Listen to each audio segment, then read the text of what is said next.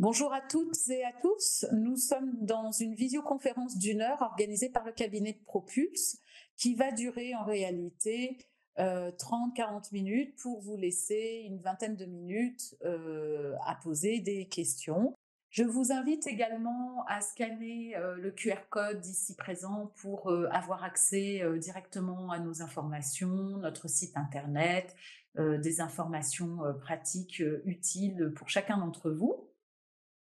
Et donc, vous précisez que nous faisons régulièrement des webinaires gratuits. Celui-ci est le dernier d'une série qui a commencé en mars 2025 et que vous retrouverez également sur notre site, comme les webinaires que nous avions dispensés sur toute la fin de 2024. Et sachez que nous avons régulièrement des programmations de webinaires que vous pouvez retrouver sur notre site. Alors, de quoi nous allons parler aujourd'hui? Eh bien, de QVCT, en présentant d'abord nos références au niveau du cabinet, notre équipe QVCT, de quoi s'agit-il exactement quand on parle de QVCT, et puis aussi partager notre vision, car nous avons cherché un certain nombre de temps en fait, à définir réellement la QVCT parmi d'autres sujets que vous m'entendrez évoquer, notamment RPS et RSE. J'expliquerai en tout cas notre vision parmi ces sujets-là. L'objectif du diagnostic QVCT et de la méthodologie et les livrables du diagnostic QVCT. Donc, je suis Valérie Lagarde, psychologue du travail, consultante, chef de mission des évaluations RPS et QVCT, et je représente ici donc le cabinet Propulse, qui est un cabinet de 33 ans d'existence, à peu près, voilà. Historiquement, Propulse est un cabinet conseil en management et en organisation. Il y a 33 ans, nous faisions plutôt de la formation réglementaire, santé, sécurité au travail, puis progressivement, et ce depuis 25 ans, nous nous sommes positionnés sur le conseil et sur d'autres sujets que le management pour répondre à la question de savoir comment allier performance sociale, humaine et économique. Avec une vingtaine de collaborateurs au niveau backup et environ 200 consultants et formateurs sur le territoire en France, nous intervenons sur 5 grandes thématiques. La première, le management des organisations. La deuxième thématique est le risque psychosocial. La troisième thématique, la qualité de vie et les conditions de travail. La quatrième thématique, tout ce qui est santé et sécurité au travail. Et la cinquième, tout ce qui est symptomatologie du mal-être au travail, ce qu'on appelle la prévention tertiaire. Tous ces sujets sont évidemment liés les uns aux autres. Nous restons dans nos domaines de compétences d'origine en creusant toujours plus et en approfondissant toujours plus les connaissances et les savoirs techniques nécessaires à l'accompagnement des organisations. Le cabinet Propulse, sans en faire une présentation commerciale, est un organisme de formation et cabinet conseil avec 3 principales références. Nous sommes enregistrés, habilités, référencés auprès du ministère du Travail en qualité d'IPRP sur la thématique des risques psychosociaux. Nous sommes habilités dans le dispositif national qui initie à l'appréhension des risques psychosociaux par l'INRS sur votre droite, qui est l'Institut national de recherche en santé au travail. Nous sommes référencés par l'assurance maladie et plus particulièrement par la CARSAT en qualité de consultant en prévention des RPS. Cela revient à dire que quand la CARSAT identifie des besoins organisationnels pour une entreprise, elle peut orienter l'entreprise vers notre cabinet Propulse. Et puis enfin, nous participons et contribuons à l'élaboration du MOOC du Conservatoire national des arts et métiers, qui porte sur la santé mentale d'une manière générale, avec une édition de 2025 qui vient de se mettre en ligne. Voilà, je vous invite à taper risques psychosociaux, MOOC, CNAM, et vous allez directement tomber sur cette proposition de formation très intéressante sur 5 semaines avec environ 3 heures de travail par semaine et où certains de nos collaborateurs internes à Propulse interviennent de manière pertinente sur le sujet des risques psychosociaux. Dans tous les cas, nous sommes convaincus que pour travailler à la qualité de vie et aux conditions de travail, il est nécessaire d'associer plusieurs compétences qui vont fonder une expertise, c'est-à-dire des psychologues, des sociologues, mais aussi des ingénieurs en traitement de données, des ingénieurs en gestion des risques, des consultants d'une manière générale, et c'est ce qui garantit l'expertise du cabinet en matière de QVCT. Cette expertise du cabinet Propulse qui vient se cumuler ou en tout cas s'articuler à la compétence de nos clients qui sont à l'endroit des entreprises, bien sûr, à l'interne des entreprises, celles des directions des ressources humaines, des dirigeants, des gouvernances, des encadrants et aussi tous les salariés qui peuvent intervenir au sein de l'entreprise. Alors, comment est-ce que je vais améliorer la santé mentale, physique, sociale des salariés de l'entreprise et concilier performance globale de l'entreprise à l'endroit de la performance financière, productivité, croissance, performance sociale et sociétale à l'endroit de la performance environnementale? C'est ça l'objectif de la QVCT, l'alliance de la performance sociale et la performance environnementale.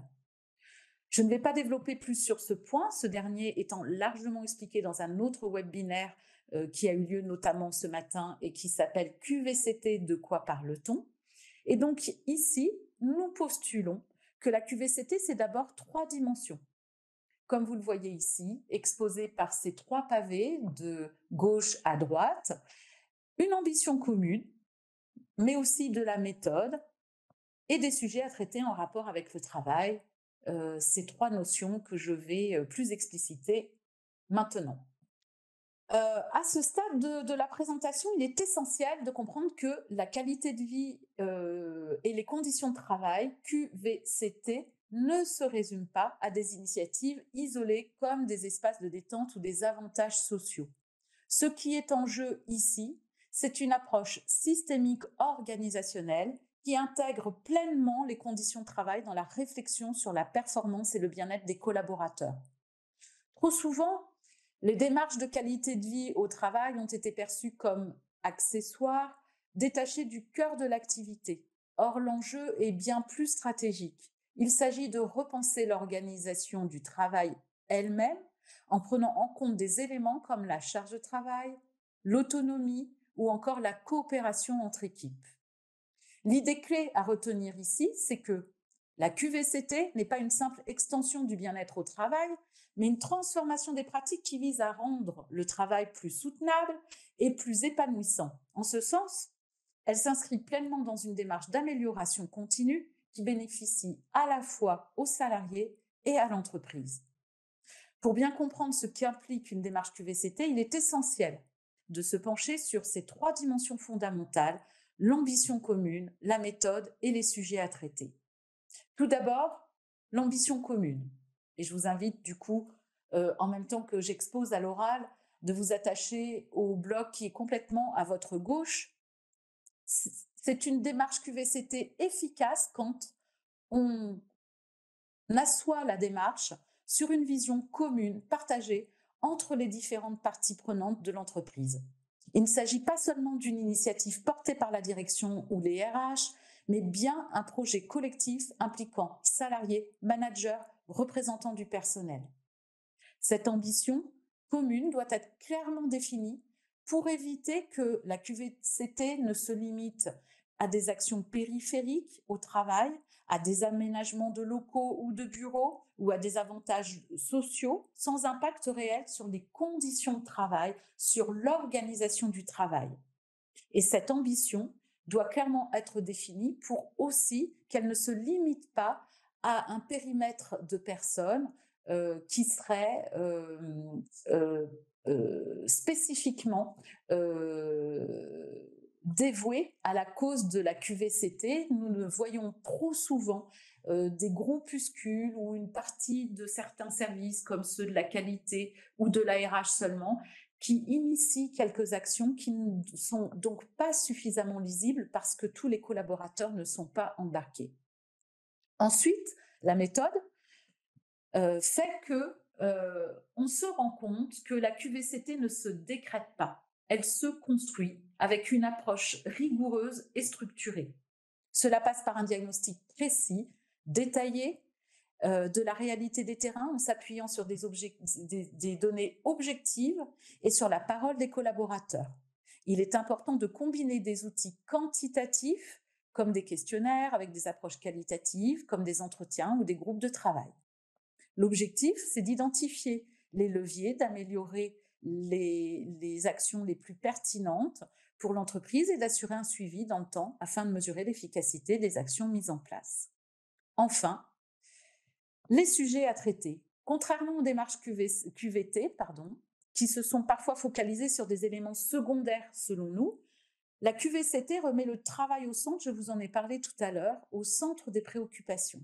Cela signifie que l'on s'intéresse aux conditions réelles d'exercice du travail, comme la charge de travail, l'autonomie, la coopération, le sens donné au travail et aux missions, à l'accomplissement du changement.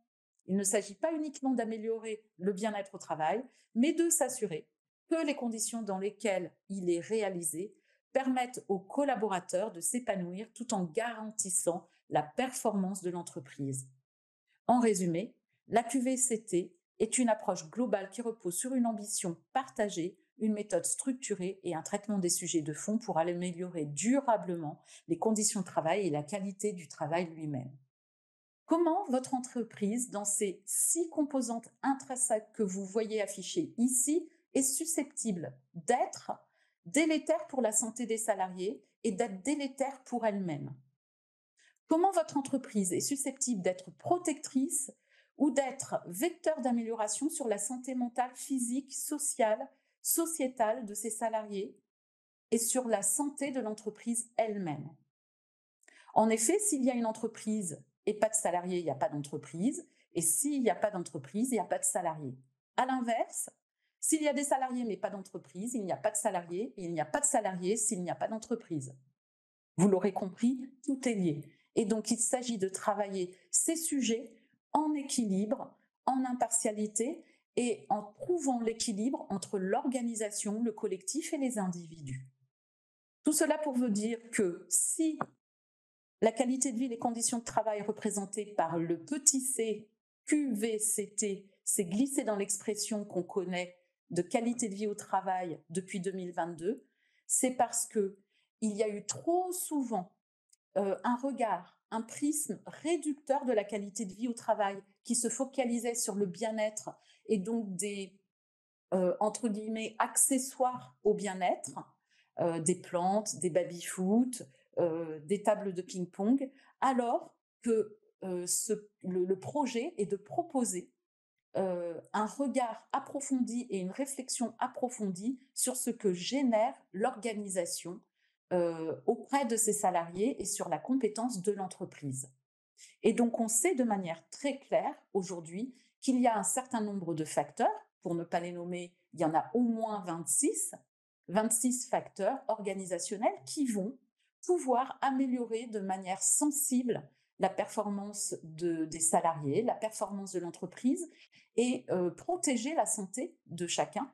A contrario, si ces facteurs organisationnels ne sont pas sous contrôle, ils peuvent être extrêmement délétères pour la santé et donc impacter de manière importante la performance de l'entreprise.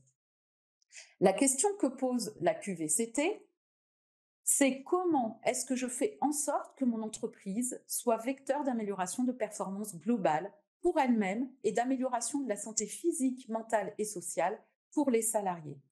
En réalité, il y a 3 prismes organisationnels par lesquels cela est possible. Soit le prisme RPS, soit le prisme QVCT, et soit le prisme RSE. Alors, je peux imaginer votre surprise de voir aborder ici les 3 sujets que nous avons l'habitude de voir cloisonnés. Pire, on pressent qu'il peut y avoir un lien entre les 3 sujets, mais on ne sait pas lequel. Et en tout cas, pour ma part, et puis aussi Jérôme, qui est le directeur des conseils à Propulse, pour les collaborateurs de Propulse, ça fait longtemps que nous sommes sur ces questions et que nous vous partageons ici. Nous partageons notre vision aujourd'hui de ces sujets qui peuvent paraître cloisonnés, mais qui en réalité sont bel et bien liés.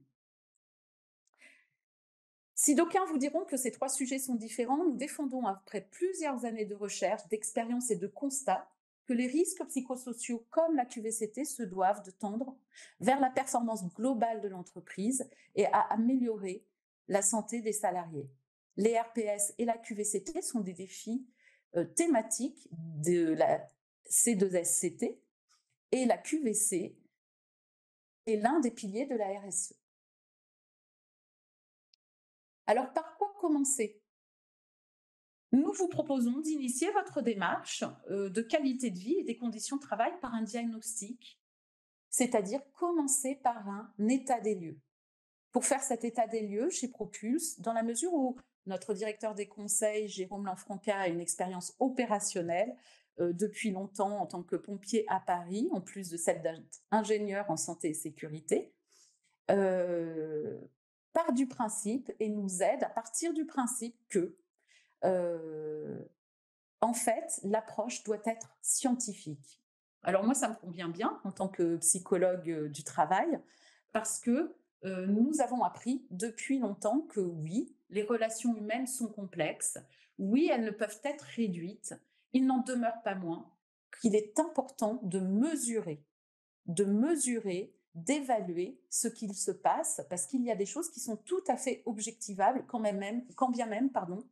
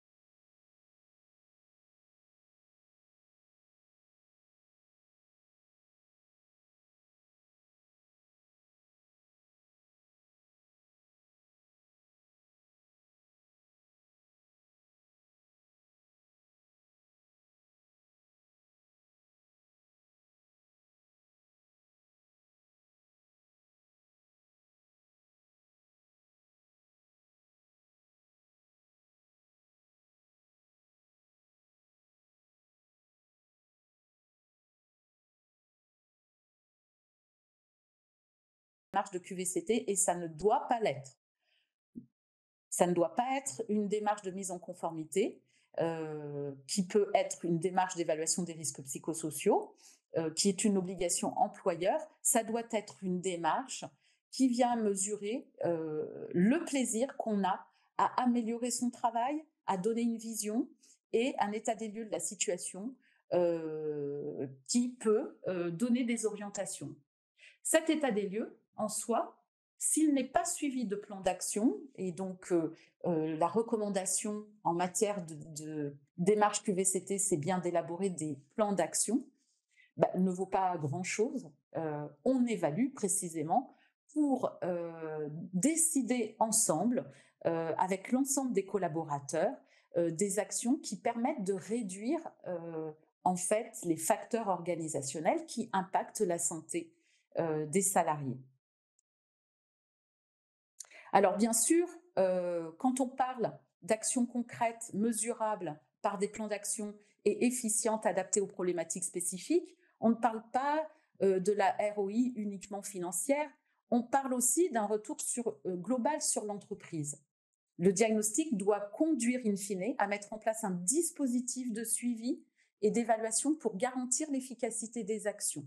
Autrement dit, il y a un point de départ à une démarche, QVCT, l'engagement de la direction, un état des lieux, mais il n'y aura pas de ligne d'arrivée. Souvent, on peut avoir des demandes des acteurs comme s'ils venaient cocher une case ou remplir un tableau de reporting selon lequel ils auraient fait telle ou telle démarche. Nous sommes attachés au fait de rappeler que ce type de démarche, c'est une démarche de processus qui vient travailler en profondeur tous les mécanismes organisationnels de l'entreprise. Le diagnostic doit conduire à mettre en place ce dispositif pour garantir l'efficacité des actions et donc en ayant conscience qu'il n'y a pas de ligne d'arrivée. À partir du moment où vous initiez les démarches, telles que la démarche RPS, QVCT, RSE, il n'y aura pas de ligne d'arrivée. Vous pouvez poser un curseur, un jalon, vous pouvez décider d'une pause, tout en mettant en perspective et en disant: «Aujourd'hui, on est bien, là où on a décidé d'être et on décide de ne pas aller plus loin». Ce sont des arbitrages, ce sont des décisions managériales ou stratégiques pour l'entreprise, mais il n'en demeure pas moins que le sujet de l'amélioration des conditions de vie et de la santé, ainsi que la performance globale, il n'y aura pas de ligne d'arrivée et c'est de bien faire comprendre cela aux salariés. Il n'y a pas d'aboutissement et c'est aussi toujours perfectible. C'est ça que ça veut dire. Parce que souvent, il y a des attentes importantes comme si on avait réglé définitivement un problème. L'humain et sa santé, comme la santé d'une entreprise d'ailleurs, qui dépend beaucoup en fait de celle de l'humain, va comporter, selon les contextes et selon les facteurs, des hauts et des bas. Et donc, la question n'est jamais complètement réglée. Et on a toujours à faire, défaire, refaire, remettre le cœur à l'ouvrage.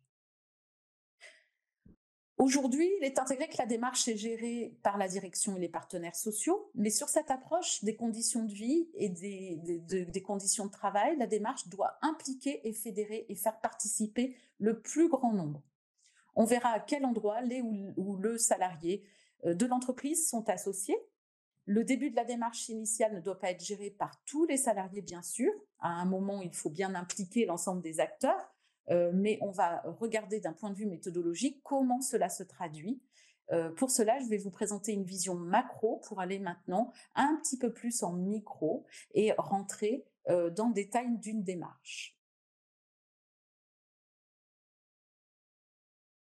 La première question qu'on nous pose souvent quand on nous demande à quoi correspond une démarche QVCT, on nous pose la question au sujet de la performance globale, mais finalement, est-ce qu'on fait passer un questionnaire ou un entretien? Et j'ai déjà apporté un peu de réponse sur ce sujet. Euh, En fait, on répond souvent les deux, parce qu'ils sont très complémentaires. Pour quelles raisons? J'ai l'habitude d'expliquer que le diagnostic porte sur des facteurs organisationnels, donc le questionnaire va porter sur des facteurs organisationnels. Et en France, c'est assez simple, il y a une référence qui est établie sur des courants reconnus, théoriques, vis-à-vis du stress au travail, notamment Ségriste pour ne pas le nommer, et qui propose des questionnaires qui ont été expérimentés, validés par la communauté scientifique autour des facteurs Golac. Michel Golac est la personne qui a piloté une recherche de plus d'une dizaine d'années et qui a construit, qui a, après ses observations auprès des entreprises, a construit un certain nombre de questions puisqu'il s'est aperçu qu'il y avait de manière récurrente dans des centaines et des centaines d'entreprises des facteurs organisationnels qui pouvaient être très porteurs pour la santé des salariés ou au contraire très délétères. C'est à partir de là qu'effectivement le questionnaire ou l'état des lieux peut exister. En deuxième partie, et en tout cas de manière complémentaire, alors il peut y avoir des entretiens qu'on appelle semi-directifs, collectifs. Des entretiens individuels sont peu exploitables. En tout cas, chez Propulse, nous utilisons les entretiens individuels que dans des cas exceptionnels de forte dégradation de la santé des collectifs pour vraiment essayer de comprendre ce qui se passe et essayer de poser des actions qui soient bien mesurées au regard des problématiques que nous identifions. En tout cas, le questionnaire et l'entretien ne répondent pas aux mêmes objectifs. Le questionnaire a pour objectif d'identifier, je vous le disais tout à l'heure, quels sont les facteurs organisationnels qui sont délétères et qui sont négatifs, qui impactent l'entreprise et les salariés. Il s'agit d'identifier les facteurs qui sont à la fois délétères et aussi protecteurs pour la santé. On entend souvent dire que l'entreprise fait mal ou que franchement elle dysfonctionne. Oui, d'accord, c'est un peu court. En fait, ce qu'il faut retenir, c'est que toutes les entreprises ont des facteurs de risque, mais quand on identifie qu'effectivement tel ou tel facteur de risque est impactant, c'est juste mettre en lumière de manière factuelle que ce facteur de risque est impactant. Il peut y avoir des facteurs contextuels, et c'est ça qu'on va aller chercher dans les discussions sur le travail au niveau des entretiens collectifs. C'est-à-dire qu'on va faire parler des personnes, des salariés qui sont concernés par le travail sur des situations de travail et leur faire objectiver les raisons pour lesquelles ils disent être impactés de manière importante sur tel ou tel facteur de risque. Alors avant ces questionnaires et avant ces entretiens, il y aura la composition d'un comité de pilotage et on verra que ce comité de pilotage a un objectif important, c'est celui de parler la même langue.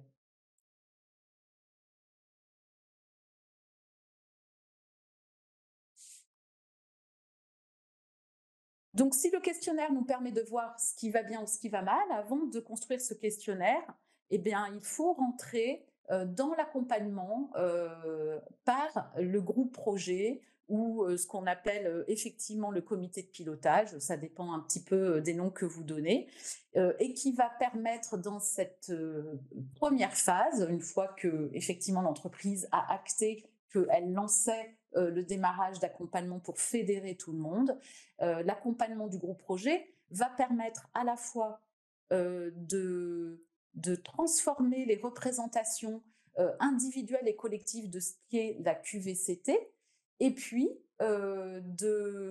d'aider chacun à porter le message selon lequel l'entreprise s'est engagée dans cette démarche et qu'est-ce que ça veut dire. Donc tout ce que je viens de vous expliquer, c'est-à-dire qu'il s'agit bien de s'attacher aux facteurs organisationnels, qu'il s'agit bien de travailler sur les processus qui sous-tendent le travail au niveau organisationnel et non seulement le bien-être, et que pour ça, on passe par une analyse quantitative, puis une analyse qualitative pour produire des plans d'action. Donc, le groupe projet est vraiment formé à ce type de communication. Et puis aussi, il est formé dans l'accompagnement que nous proposons aux différentes étapes que je suis en train de vous présenter là pour accompagner au fur et à mesure du déploiement de la méthode chacun des salariés ou des groupes de salariés en fonction des questions qu'ils vont avoir et en fonction des instances qu'ils vont occuper. Alors, cette méthode, elle répond en 5 étapes majeures. Et donc, je suis en train d'afficher 7 étapes, hein, c'est-à-dire depuis le lancement jusqu'au suivi, vous voyez bien qu'il y a 7 étapes, mais clairement, je vous le disais tout à l'heure, la première étape, c'est le lancement de la démarche d'accompagnement qui globalement répond à la nécessité de bien expliquer à l'ensemble des collaborateurs dans un même mouvement comment est-ce que vous allez mettre en place dans votre entreprise un accompagnement par un comité de pilotage et non par un cabinet conseil, la démarche de QVCT. Cette première étape, elle peut se gérer complètement en interne, hein, en répondant à la question, mais finalement, qu'est-ce qu'on a envie de faire et qu'est-ce qu'on veut communiquer. Et puis, une fois que l'entreprise a bien communiqué sur cette démarche, il va expliquer qu'effectivement, il y aura un plan d'action et que ce plan d'action sera soumis au CSE en consultation et qu'il sera déployé auprès de tous les collaborateurs une fois que chacun d'entre eux aura participé aux entretiens collectifs.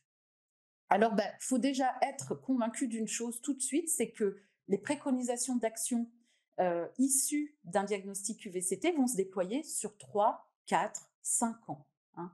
Il ne s'agit pas de faire des plans d'action qui seraient complètement irréalisables et où on imagine que au bout d'un an et demi, voilà, le plan d'action est déployé. Ça voudrait dire qu'on n'a pas très très bien travaillé sur le plan d'action. Et ça, on l'explique aussi dès le groupe de projet parce qu'ils vont se rendre compte finalement, le groupe projet va se rendre compte finalement à l'étape 4 que les actions sont quand même consistantes.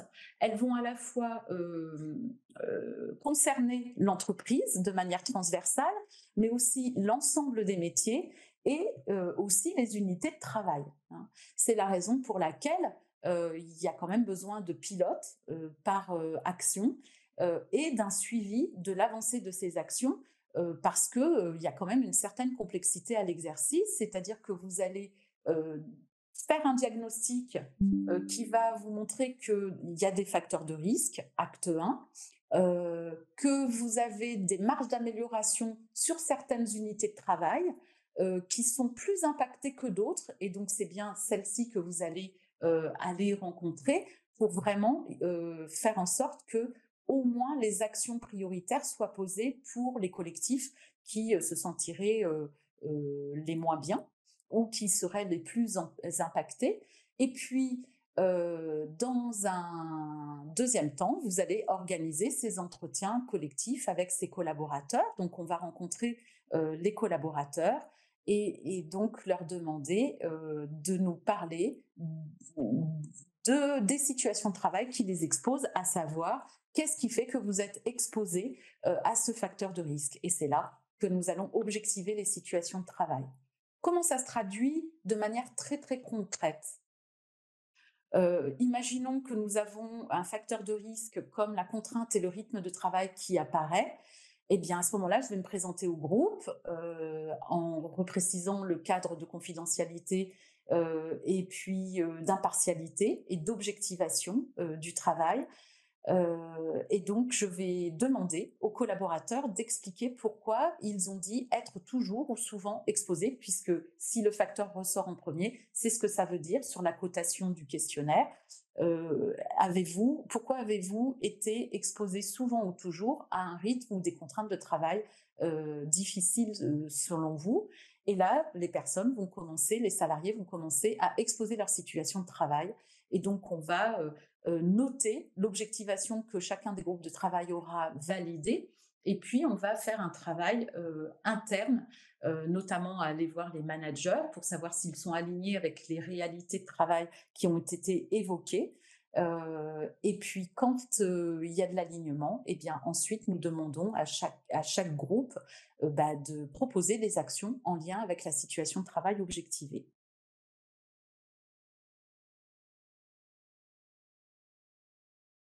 Nous sommes donc là arrivés à l'étape 4 et puis ensuite, comme je vous le disais tout à l'heure, il y a une restitution au niveau du CSE, de toute la démarche, mais aussi au niveau des managers, au niveau de la direction générale en premier lieu, hein, évidemment, pour organiser ces restitutions jusqu'aux collaborateurs et puis annoncer les plans d'action, les modalités de suivi et des évaluations. Donc cette dernière partie sur le suivi et l'évaluation des actions peut tout à fait aussi être gérée à l'interne quand on s'adresse au cabinet Propulse. La première étape, c'est donc la mise en place de l'accompagnement du projet et l'élaboration de la stratégie qui répond à 4-5 objectifs majeurs. Le premier objectif, c'est déjà s'assurer qu'au sein du comité de pilotage, on trouve des représentants de la direction, des partenaires sociaux, mais aussi des services de santé au travail, un échantillon managérial et un échantillon des salariés. Ce groupe sera constitué globalement de 7 à 12 personnes en fonction de votre taille d'entreprise. Pas la peine d'en mettre 25, hein, parce que sinon ça devient compliqué pour travailler. Les critères pour trancher sur la taille de ce groupe, c'est de se poser la question de savoir la disponibilité des membres tout au long de la démarche qui va durer à peu près 6 à 8 mois pour aboutir au plan d'action. Donc, il faut que les membres du groupe projet soient disponibles du début jusqu'à la fin et avec une mobilisation quand même assez forte à chaque étape, hein, quasiment. C'est-à-dire que ça représente entre une demi-journée et une journée de travail. Mais par exemple, l'accompagnement du groupe projet, c'est 2 jours. On vous a mis le temps estimé à chaque étape.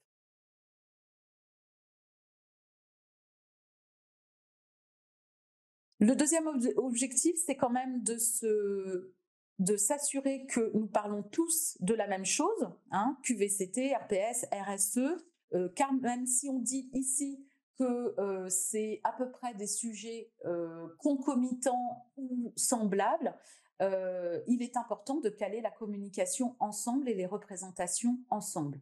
Alors c'est vrai que notre expérience montre que en matière de RPS, QVCT ou RSE, ben, c'est un peu comme le Covid, tout le monde se dit sachant ou expert sur le sujet.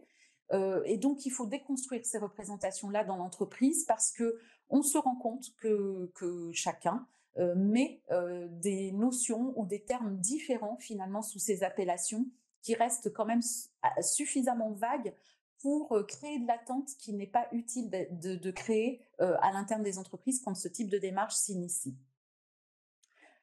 Un autre objectif, eh ben, qui, quoi, où et comment on va faire le questionnaire. Puis ensuite, qui, quoi, quand, où et comment on va faire les entretiens. Et puis qui, quoi, où et comment on va communiquer sur le plan de communication. Ce plan de communication, il est millimétré, il est robuste, il est accompagné par le cabinet Propulse et il est posé dans un calendrier parce qu'il est très important.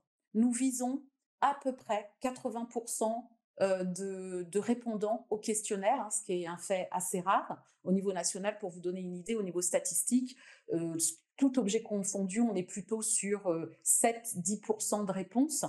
Et l'intérêt ici, c'est de mobiliser le plus grand nombre pour faire en sorte que votre état des lieux et votre diagnostic soient fiables, voilà, et qu'il soit peu discuté ou peu discutable, et qu'il ait une approche scientifique en fait qui est solide et robuste. Donc cette communication, c'est la clé de la réussite d'une démarche QVCT. Le cinquième objectif, qui n'est pas des moindres et qui est probablement l'un des plus importants, c'est comment apprendre à se parler, comment se parler du travail et des situations de travail qui sont problématiques. Parce que du coup, cette démarche que vous allez initier va aussi initier une manière de se travailler ensemble du travail et d'objectiver les situations de travail pour aussi que vous puissiez être demain autonome sur l'intégralité de cette démarche et que vous puissiez, comme je le disais tout à l'heure, de manière continue, améliorer les conditions de vie et les conditions de travail.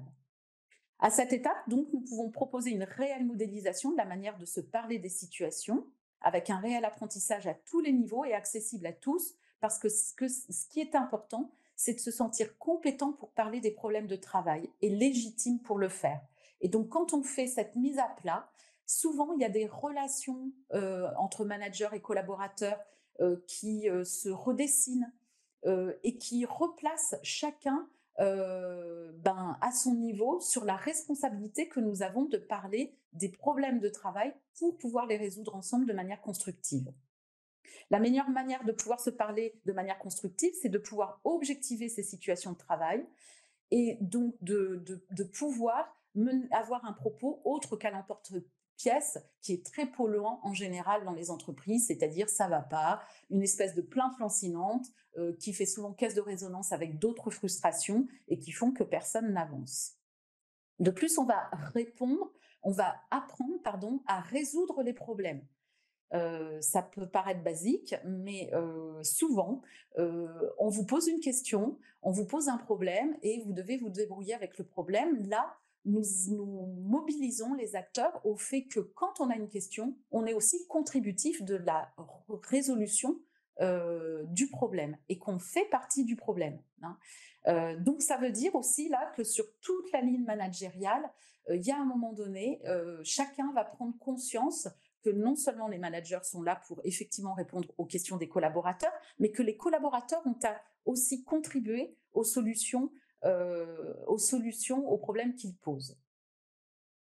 Si vous apprenez à vos collaborateurs et aux managers à se parler de problèmes au travail et à trouver des solutions ensemble, alors il ne reste plus qu'à traiter au niveau supérieur uniquement les problématiques qui restent vraiment très problématiques et sans solution, alors qu'aujourd'hui, on a l'habitude de voir dans le cadre de ces démarches plutôt des questions qui auraient mérité d'être réglées au fur et à mesure et qui n'ont pas toujours lieu d'être remontées au niveau de la gouvernance, hein. Normalement, ce sont des méthodes quand même solides, robustes, mais qui devraient en fait avoir eu un premier filtre par tout le travail des collaborateurs et des managers et où les problématiques qui remontent sont celles qui ne trouvent vraiment pas de solution.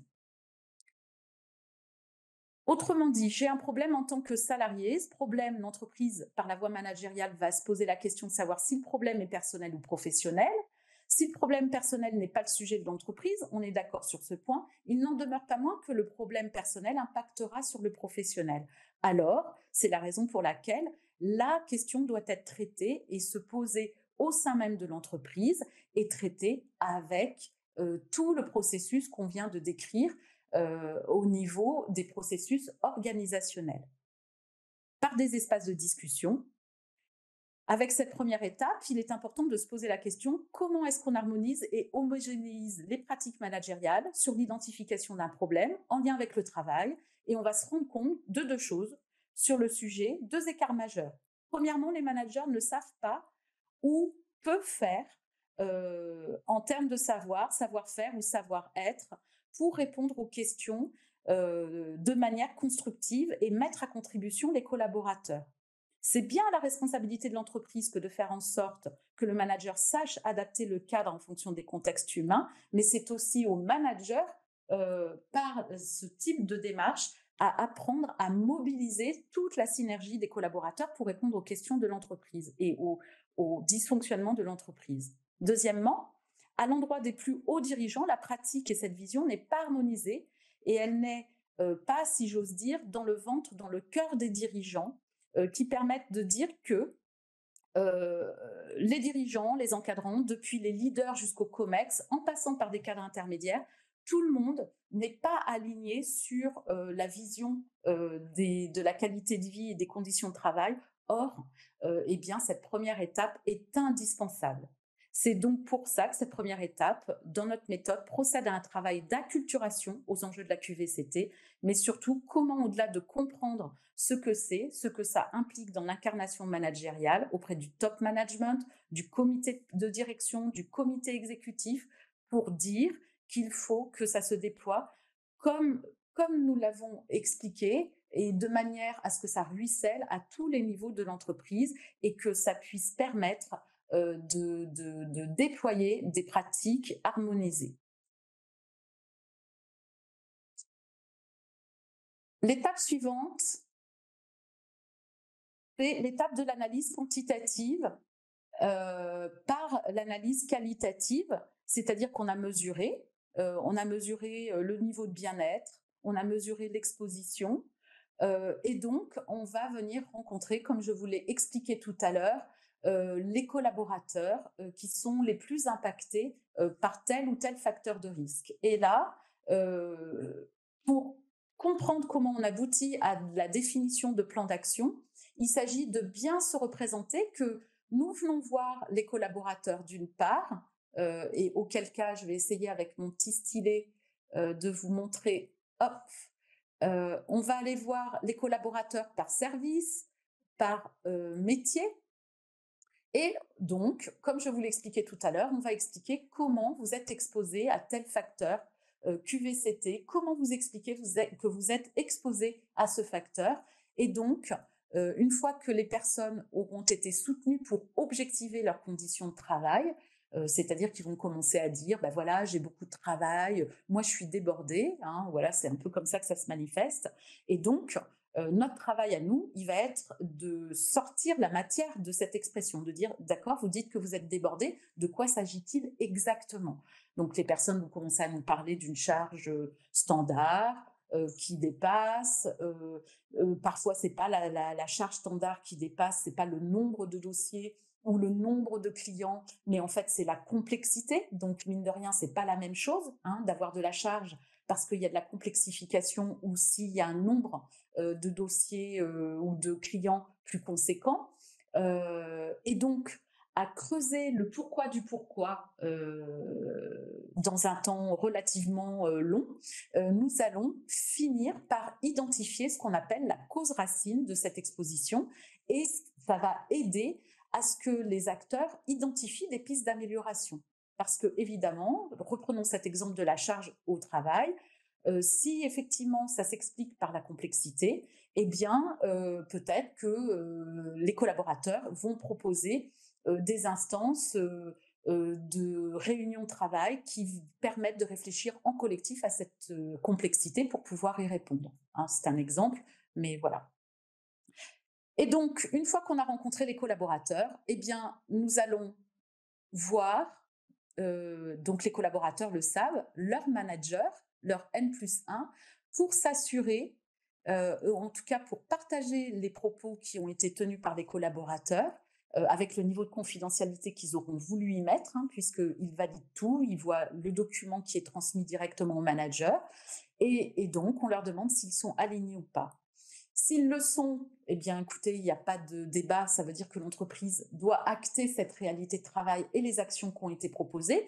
S'ils ne le sont pas, eh bien, ça permet d'identifier ce sur quoi il faut échanger et ce sur quoi il y a un écart de représentation. Parce qu'il peut y avoir un non-alignement parce que selon le manager, ce n'est pas la réalité de ce qui se passe. Alors à ce moment-là, c'est très intéressant quand même d'aller comprendre pourquoi les collaborateurs valident tous que cette réalité existe, soit parce qu'il existe une pratique et que les collaborateurs ne l'ont pas identifiée, ou alors parce que clairement il y a un malentendu ou qu'il manque de lisibilité à des actions que l'entreprise mène.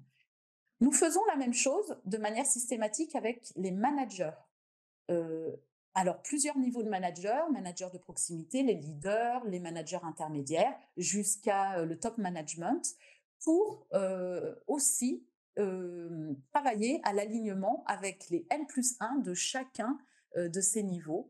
Et c'est bien l'ensemble de cet alignement qui va permettre de proposer un plan d'action, c'est-à-dire que pour nous, toutes les actions qui sont alignées, et souvent, hein, il y en a, nous sommes surpris du taux d'alignement, hein. On est plutôt autour de 80% de taux d'alignement.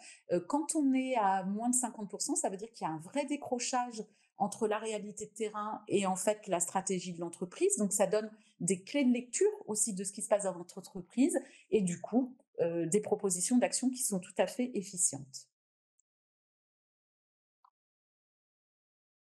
Alors, hop, je vais retirer.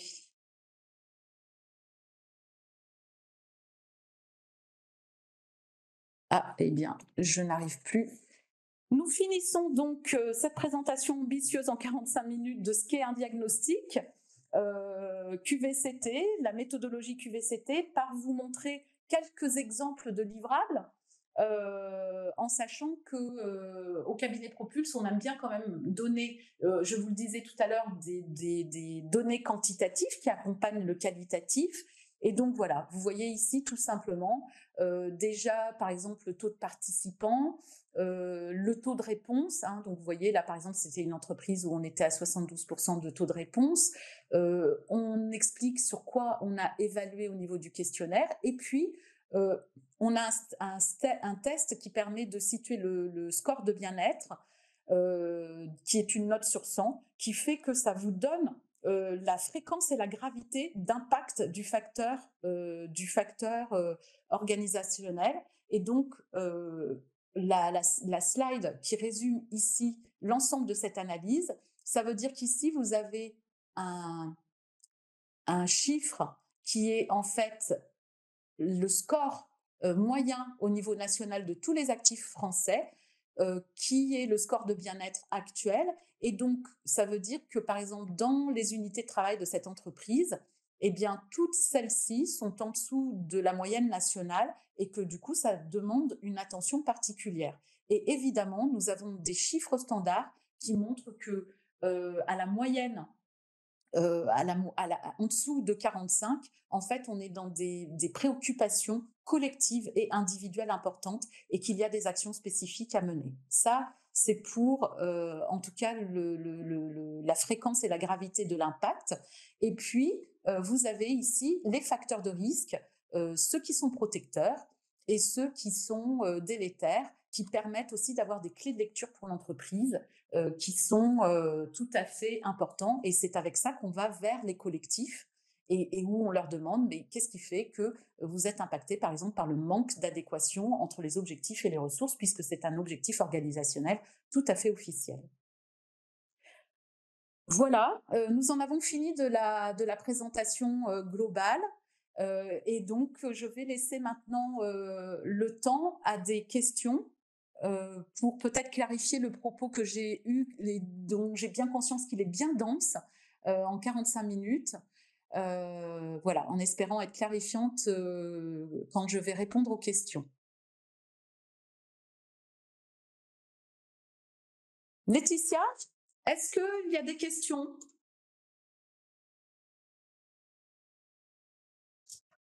Alors là, j'avais une question. Tu m'entends? Oui? Très bien. Alors, le questionnaire sur le burn-out de la CARSAT et le questionnaire RPS de l'INRS se complètent ou sont des outils complètement différents? Une Alors, question de Charles. OK, ce n'est pas complètement différent. Il faudrait que je regarde de manière, concrète. Alors ça tombe bien, on est partenaire de la CARSAT, donc je vais regarder, de manière concrète. Ce que je sais, c'est que le questionnaire de la CARSAT s'appuie sur les facteurs organisationnels de Michel Golac. Ça, il n'y a pas de doute. Voilà. Ce que je ne sais pas, c'est est-ce qu'il pose toutes les questions? Parce que parfois Michel Golac pose plusieurs fois, heu différemment, des questions. Voilà, c'est un biais scientifique pour vérifier en fait la validité d'un certain nombre de questions. Donc ça, je ne sais pas si la CARSAT le fait. Il faudrait que je le vérifie. Si Charles, ça vous intéresse, eh bien, envoyez-moi le questionnaire de la CARSAT, ça facilitera mon travail et nous pourrons regarder si effectivement, ils sont complètement identiques. Mais en tout cas, ils sont clairement, inspirés de ce travail-là. Ça, il y a pas de doute du tout.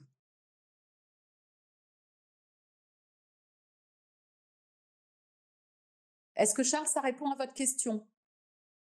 Vous pouvez mettre un petit pouce. J'ai pas d'autres questions, Valérie. OK, OK. Alors, Si, si, j'ai une autre Pierre, question. oui. Alors, j'ai l'impression qu'il y en a plusieurs. C'est Benoît Pierre. Quel serait un taux de réponse satisfaisant ou significatif au questionnaire?